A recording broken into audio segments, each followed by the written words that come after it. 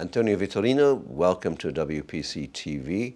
You're a former Commissioner at the in Brussels, the European Commissioner for Justice and Home Affairs, if I remember correctly, and now you are President of what used to be called Notre Europe, and which is now called, in deference to its founder, the Jacques Delors Institute. Indeed. So you should be the man to ask about the European Union in general and the Eurozone and its crisis in particular. How do you see things working out? What impact has this had on the European Union? Well, definitely the Eurozone crisis has had a major impact in the sense that it has occupied the entire EU agenda. Almost no other subject is entitled to come up front in the European debate. That's up to a certain point understandable, because definitely the future of the European project depends on solving the euro crisis. But on the other side, there are key elements for the project, especially the ones concerning competitiveness, the strategy for growth and jobs, and also the role of the European Union in the world that cannot be left behind. Now people, when they look at the Eurozone crisis, they say, oh, perhaps there'll be a Grexit, Greece leaving the Eurozone. Well, let's put that aside. Let's not go into that, because that may or may not happen. But the other question now coming up, in a way because of this crisis, is whether Britain will leave the European Union. Personally, I hope not, but it is obviously a question of lively debate within the United Kingdom. How do you see this evolving?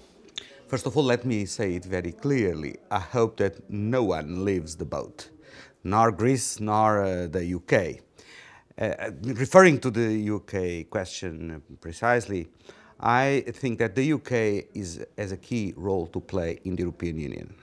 And hopefully there will be no single market, which is the core of European economic integration, without the commitment of the UK, among others, of course, but the UK has been always in the front run for the deepening of the single market.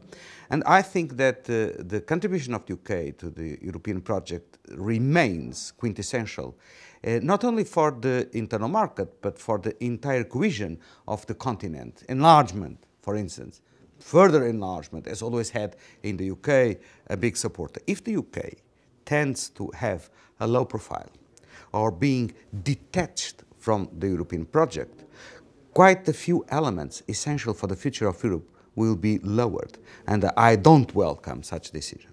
A final question, going back actually to the Eurozone crisis. Kemal Dervish, the former Turkish finance minister, made a very interesting comment yesterday that if you take the Eurozone as a whole, you have a surplus, a capital account surplus, which is basically Northern Europe. And he was essentially arguing that Northern Europe is not doing enough for Southern Europe, or is in a way imposing remedies which are too severe. Now, you're from Portugal, which obviously is one country in trouble. Do you agree with him?